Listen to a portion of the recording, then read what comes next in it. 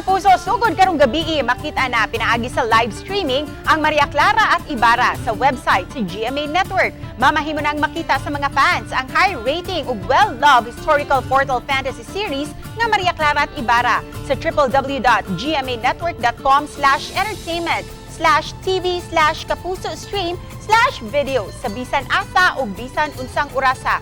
Samtang nakahimo og laing milestone ang primetime drama tungod sa kasikas nga namugna niini sa social media tungod sa nagtrending niini nga mga episodes nga gibidahan sa mga talented nga cast. Sa katapusang episode, si Clyde nga gibidahan ni Barbie Forteza nagtrabaho isip katabang sa panimay ni Ibarra nga gibidahan ni Dennis Trillo. Sa nagkasuod na sila, inanay nang nahog ang pagbati ni Clyde kang Ibarra. Samtang gikamingawan na ni Maria Clara nga gibidahan ni Julian San Jose ang iyang hinigugma nga si Ibarra. Apan inanay na siyang gibati og selos sa misteryosong si Clyde nga nagpailang ig-agaw ni Ibarra.